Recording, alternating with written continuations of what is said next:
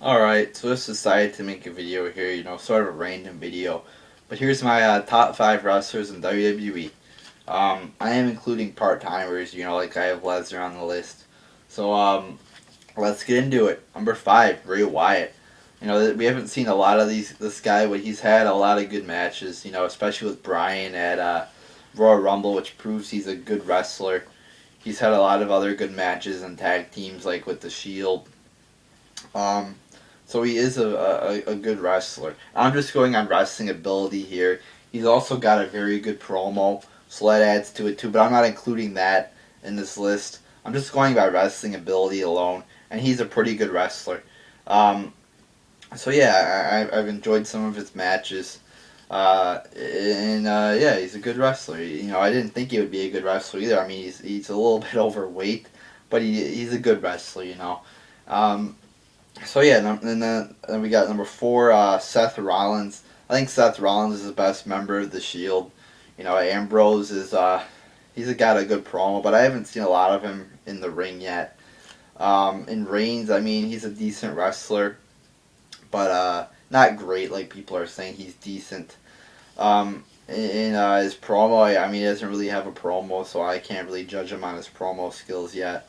But yeah, I think Seth Rollins is a good wrestler. I mean, he has very good chemistry with Bryan in the ring. He's got some good moves, like that somersault dive over the top rope to the floor or whatever it's called. And yeah, he's a good wrestler. He knows how to wrestle. He's been in Ring of Honor. He's a good technical wrestler. He had a very good match with Bryan. I mean, I remember on Raw like a year ago. So, yeah, number 4, Seth Rollins, and he's the best member of the Shield. Number 3, Brock Lesnar. Brock Lesnar, some people say, oh, he's a bad wrestler. No, Brock Lesnar's a very good wrestler.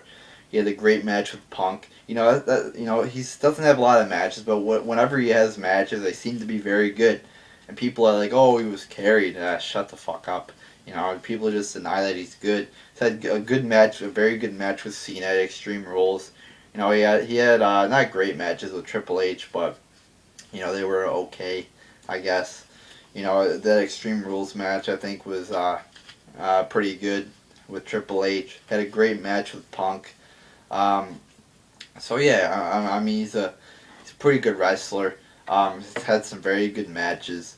And the one with Taker wasn't that good. I think a lot of that was because of Taker, because Taker's getting a little bit too old to wrestle. I mean he's like 50 or whatever. But yeah, Lesnar versus Punk. People were calling that like the match of the year. Yeah, people still say Lesnar sucks. So yeah. So yeah, you're calling Lesnar Punk the match of the year, but somehow Lesnar still sucks. Yeah, that makes sense.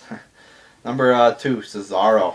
I'll just say right now, it's pretty obvious if you watch my channel. Yeah, you probably know who's number 1. I got Bryan at 1, and Cesaro and Bryan are very close.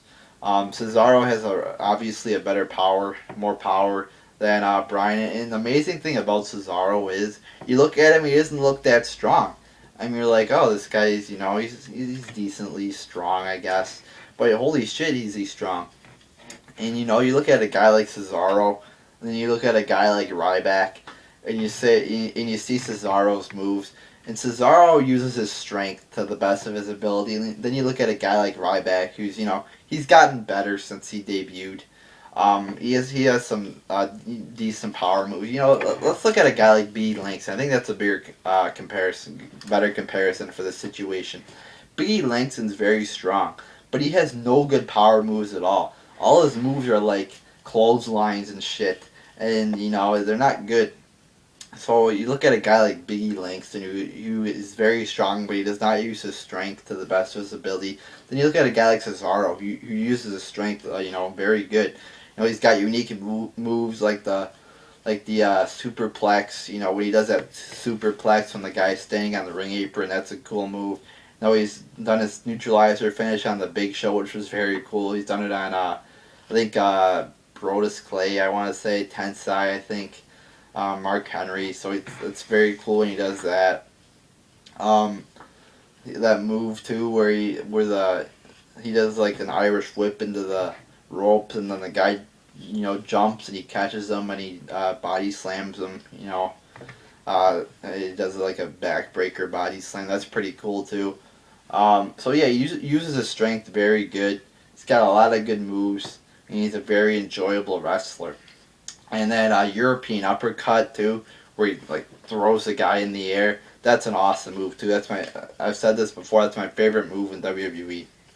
And number one, yeah, obviously Daniel Bryan. I think he's very again Bryan and Cesaro. I think are very close. You know, 1 and 2.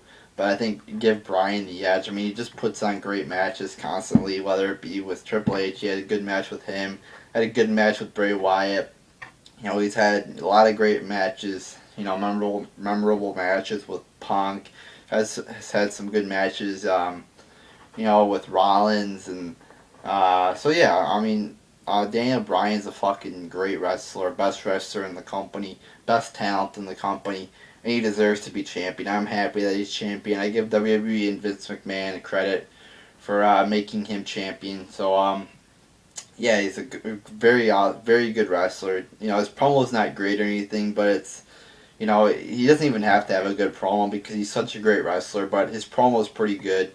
So yeah, Daniel Bryan, best wrestler in the company. So you know, and I'm glad he's champion. He deserves it. So there you go, people. Top 5 wrestlers.